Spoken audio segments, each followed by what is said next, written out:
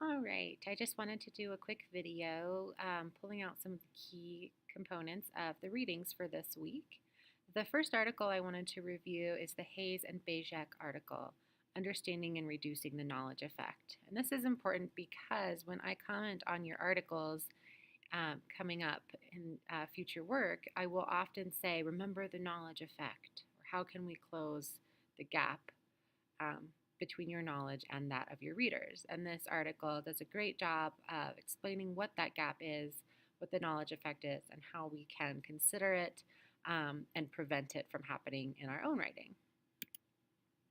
So, the three biggest implications for writers are that if we underestimate the audience's knowledge, we may be seen as talking down to them. So, we don't want to assume they know nothing about the topic because then they can get easily bored or think that the article is not written for them if you're explaining too basic of concepts or writing it in too structured of a voice.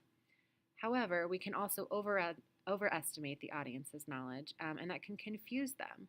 So, thinking about making sure we explain things before they come or in different ways with comparisons so that we're not speaking above the audience or over them in a way that they just say, this is too confusing. I don't understand this, and this article is not written for me.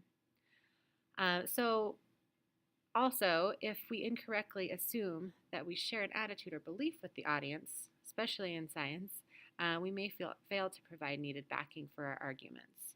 So, again, just really thinking about the audience here, that's going to be one of the biggest things that we do this semester as we're writing, is thinking about how it will be received from the people who are reading it. Because it is not necessarily a two-way street. This is something that becomes very important for writers and anyone communicating with text only, even if it's email or in a text message. So a quote from Morgan Freeman is that one of the biggest mistakes we make is assuming that other people think the way we think. And when we have close friends and family, oftentimes those people do think in very similar ways as us. That's often why we're friends with people, is because they understand us, they get us. And our family naturally does most of the time because we've been brought up in the same way. So thinking outside of that and about other people can help you then to better estimate who your audience is and also to communicate with others. So a quote from the Hayes and Bajzek article states that understanding common ground is critical in writing. If misunderstandings occur in a conversation, a question or blank look can lead the conversational partners to repair the misunderstanding. However, in writing, the reader cannot signal the writer. As a result, writers' misjudgments about the common ground are not easily fixed. So we can't correct a piece of writing that's been published or sent necessarily, especially if we don't even know the readers, which is the case in a hypothetical Scientific American publication. If we're publishing these articles, we don't get to talk to everyone who reads them. It's not something that we can take back or subtract later on, or even see that it's happening because we're not there with them when they're reading. So the best way to solve this problem is to state what's obvious to you, to state your perspective or the experience that you have or the current event that you're comparing or applying this scientific concept to, so that readers don't misunderstand and apply their own experiences or the other thing that they're thinking about to this topic in a way that you hadn't meant. So really going back and stating the obvious. These authors also talk about the false consensus effect, that we assume that others think, feel, and believe in ways that are more similar to ourselves than is the case in actual reality. So they go through a bunch of articles and research that have been conducted in order to see how people estimate their peers' knowledge on specific topics. And overall, every single study found that participants tend to estimate their peers would behave as they do. If they know the answer to something or they're familiar with a fact or a concept, they think everyone else does. And part of this is really just underestimating yourselves and your own knowledge and experiences, because think of how few people have had the life that you have and taken the courses you've taken, had the experiences you've had. they really are quite unique. And so explaining those and knowing that they are special, they are valuable, they are something that needs to be shared in context when you are writing can help you really take that step back and think about how you can better communicate with people and let them know where you're coming from and what you do know. Um, really take charge of the knowledge you have and know that it is something to share. Carl Sagan is a scientist, astrophysicist, and novelist whose quote, one of his many famous quotes, is not explaining science seems to me perverse. When you're in love, you want to tell the world.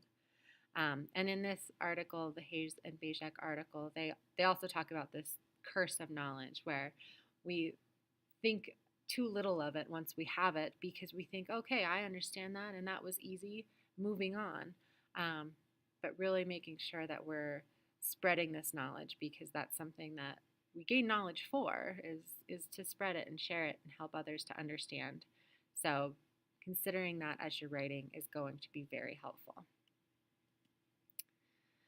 A few ways to consider estimating the knowledge of others is to start with what you know about your own topic, so your own knowledge, and then use that information to think about your audience. Think about their ages, their interests, their experiences, and adjust what you assume they know. And then as we do peer reviews and workshops, you'll get to see what your peers know, and they'll ask questions, and you'll ask questions of their papers.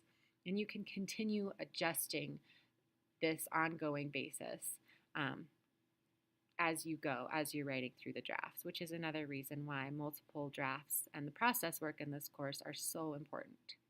So we'll come back to these in peer review, but something to know that this is where they came from, the Hayes and Bajzek article. The next article that I just want to pull a couple key concepts from for this week is the Gigante article, Critical Science Literacy for Science Majors. And this article talks about the public, as citizens versus you as the scientists, and how that kind of creates a separation between you, or both groups anyways. And so you can think about, what do citizens really need to know about science? So when you're thinking about the topics that you're interested in writing about, you can start to ask questions like, how does this affect other people? Even though it's something I'm interested in, how does it affect me? Or why am I interested in this? Why did I choose to write about this? And how can I connect it to readers? So what would they need to know about it? Obviously, they don't need to know every little detail. So really pulling out the pieces that are important and critical for them to understand so that they can make better decisions for their lives is going to be the goal of writing these articles for a hypothetical Scientific American magazine. So Gigante writes, science communicators should strive to cultivate knowledge of how things work. Such knowledge includes grasping and accepting the idea of uncertainty in knowledge. And if you watched the John Oliver clip this week, you want to kind of have a balance there. You see a lot of the media is taking how things work and really putting in some sweeping generalizations to that. And that's not what we want to do in this course. We want to make sure that we are talking about how things work, but also how there is uncertainty in the research that's being conducted. And part of how things work is that we learn from conducting research, and that research moves us forward, that we continue making progress, but there's not ever going to be this complete finale where we can all just do this one thing and everything will be perfect. So really bringing that into your discussion in these articles of how some of your sources will agree with one another or disagree or have similar or different findings. Those kinds of things are the things we want to include in our writing to really communicate with citizens that there's not just this be-all, end-all singular answer that we're looking for, but that this is what we've learned and this is how it can help us to be healthier or live better lives or be safer or happier in any sense. So something to think about. Also, ethical considerations. Gigante says, perhaps if educating future scientists in the social and political dimensions of their discipline were understood as an ethical issue, there would be more urgency in addressing it. Just as medical students must be educated and trained in the ethics of their profession, so too must science students be educated and trained in the ethics of communicating research findings to those who are affected by them. As Priest puts it, the real reason to raise science's literacy is to improve democracy so that people can make good decisions individually and collectively on matters related to sciences and technology.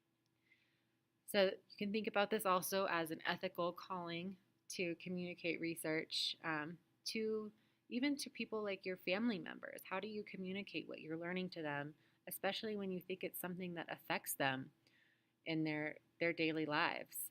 How do you think about letting them know that in a way that is not going to scare them or offend them, or be talking down to them or above them, but really letting them know what they can do about it?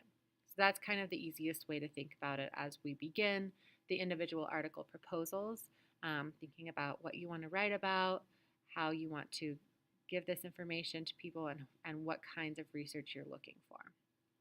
So I hope this was helpful, and I will keep posting new things about these ideas online. But as always, if there's any questions, please let me know so I can address them individually or as a group. Thank you.